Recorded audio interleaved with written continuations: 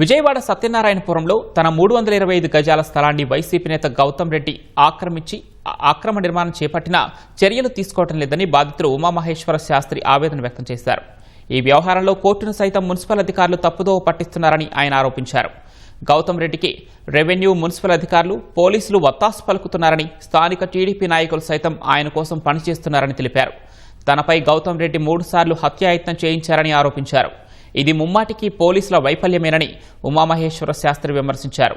తన స్థలంలో గౌతమ్ రెడ్డి నిర్మించిన భవనాన్ని సీజ్ చేయాలని, చట్ట ప్రకారం కూల్చేసి స్థలాన్ని తనకు అప్పగించాలని ప్రభుత్వాన్ని కోరారు.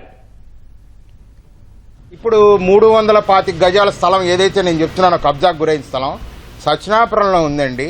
మెయిన్ రోడ్డు మీద ఉంది. అది సుమారు 5 కోట్లు విలువ చేసే స్థలం. ఇది 1949లో మా తాతయ్య గారు ఒక రిజిస్టర్డ్ సేల్ డీడ్ ద్వారా పర్చేస్ చేయడం జరిగింది. 1982 నుంచి 226 ఇవాళ 24 జూలై 2026 మనం మాట్లాడుకుంటున్నాం కదా. ఇవాళ వరకు కూడా ఆ ఆస్తులు ఏవైతే ఉన్నాయో మా నాన్నగారి పేరు మీద వచ్చిన ఆస్తులు, ఇంక్లూడింగ్ ఈ కబ్జా చేయబడిన ఆస్తి కూడా మా అమ్మగారి పేరు మీదే మిటేషన్ జరిగి లీగల్గా మేమే ట్యాక్సెస్ పే చేస్తున్నాం. ల్యాండ్ అన్న మ్యాటర్ కనిపించింది కదా, ఇది సివిల్ డిస్ప్యూట్ అనద్దు. It is a perfect systematic organised criminal conspiracy executed by Punuru Gautam Reddy. 2014లో అతను ఫేక్ అసెస్మెంట్ నెంబర్ క్రియేట్ చేశాడు.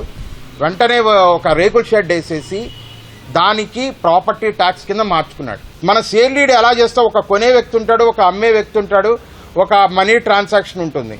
ఇక్కడ కొనే వ్యక్తి ఆయనే ఉన్నాడు, అమ్మే వ్యక్తి ఆయనే ఉన్నాడు. ఆ డేటా వచ్చి 2014. అంటే ఫేక్ డేటాని, ఇల్లీగల్ డేటాని లీగలైజ్ చేయడానికి ప్రయత్నం చేశాడు. యూటిలిటీ సర్వీసెస్ అన్ని కూడా మున్సిపల్ కార్పొరేషన్ ఇచ్చేసింది, పవర్ కార్పొరేషన్ ఇచ్చేసింది. ఎలా వచ్చేస్తున్నాయండి ఇవన్నీ? తెలుగుదేశం గవర్నమెంట్లో ఒక వైసీపీ గూండాకి ఇలా ఎలా వచ్చేస్తున్నాయి? నా డాక్యుమెంట్లు అందరూ చూడండి, అతను కూడా చూడండి. చట్ట ప్రకారం ఏ రూల్, ఏ సెక్షన్ ప్రకారం ఏం చేయగలరో చెయ్యండి. లీగల్ ఫ్రేమ్వర్క్లోనే చేయండి. చట్ట వ్యతిరేక పని నేను ఏది అడగట్లేదు.